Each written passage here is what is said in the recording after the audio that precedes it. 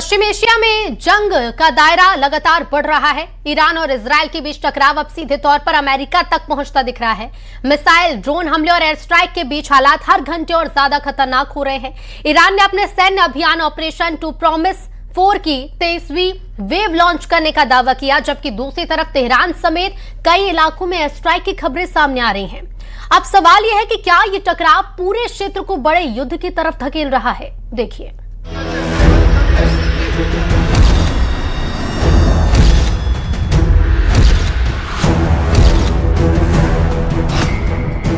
क्या इजराइल और अमेरिका ने महायुद्ध की आग लगाकर गलती कर दी? क्या ईरान के खिलाफ अमेरिका इजराइल को युद्ध महंगा पड़ रहा है?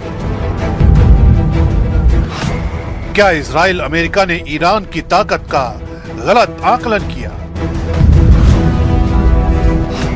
क्या ईरान अब दुश्मन के खिलाफ सीक्रेट वेपन का इस्तेमाल करेगा?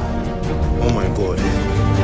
Oh Jesus. जंग के मैदान से आ रही एक एक तस्वीर बता रही है कि हालात किस कदर भयानक हो चुके हैं। मिसाइलों की आग, ड्रोन के हमले और लगातार हो रही एयर स्ट्राइक ने पूरे इलाके को युद्ध के मैदान में बदल दिया है। इसी बीच ईरान की आर्मी यूनिट IRGC ने ऑपरेशन ट्रू प्रॉमिस 4 की 23वीं वेव शुरू करने का दावा किया है। ईरान का कहना है कि इस लहर में नई पीढ़ी की मिसाइलें और लंबी दूरी के ड्रोन इस्तेमाल किए गए। इन हमलों का निशाना इजराइल के सैन्य ठिकाने और क्षेत्र में मौजूद अमेरिकी बेस बताए जा रहे हैं।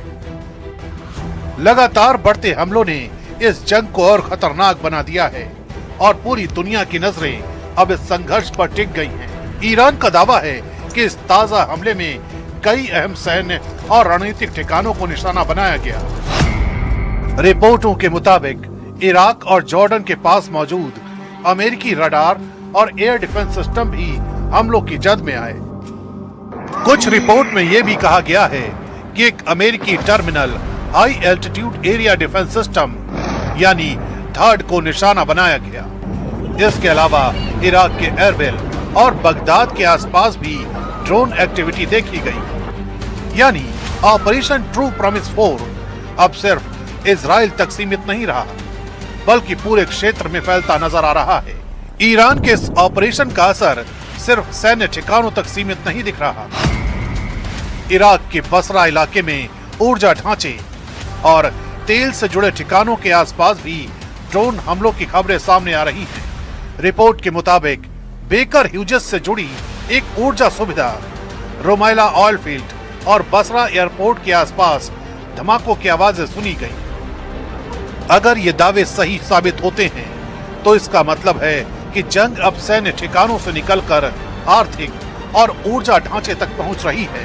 यही वजह है कि विशेषज्ञ इस पूरे टकराव को पश्चिम एशिया के लिए बेहद खतरनाक मान रहे हैं। दूसरी तरफ ईरान के भी भीतर हालात बेहद तनावपूर्ण हैं। राजधानी तेहरान पर लगातार एयर स्ट्राइक की खबरें सामने आ रही हैं और मेहराबादी एयरपोर्ट को भी कथित तौर पर टारगेट किया गया। यही वजह रही कि ईरान के कई शहरों में लोग सड़कों पर उतर आए। सब जेवर में हजारों लोग ईरानी झंडे लेकर प्रदर्शन करते दिखे और अमेरिका इजराइल के खिलाफ नारे लगाए।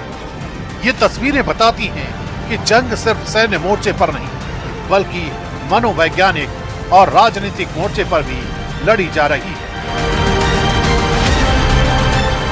इसी बीच ईरान ने अंतर्राष्ट्रीय मंच पर भी अमेरिका और इजराइल के खिलाफ गंभीर आरोप लगाए हैं कि अमेरिकी और इजरायली हमले अब सिर्फ सैन्य ठिकानों तक सीमित नहीं रहे, बल्कि ईरान के शहरों और नागरिक ढांचे को भी निशाना बनाया जा रहा है।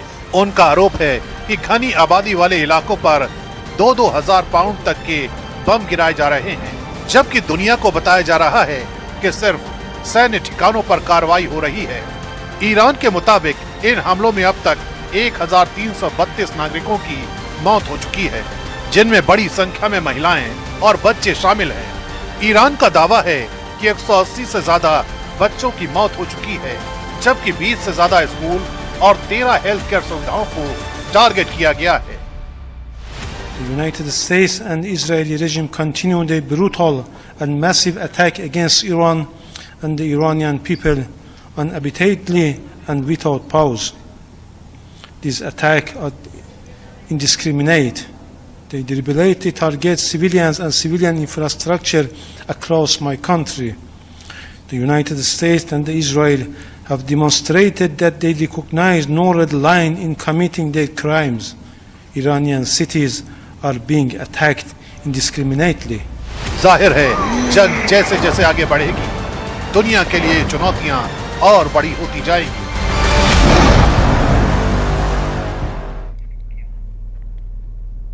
तो ईरान और इजराइल में जंग के हालात बेहद खतरनाक होते जा रहे हैं। हर गुजरते दिन के साथ ईरान और इजराइल में मिसाइल अटैक से इमारतें मलबे का ढेर बन गई हैं।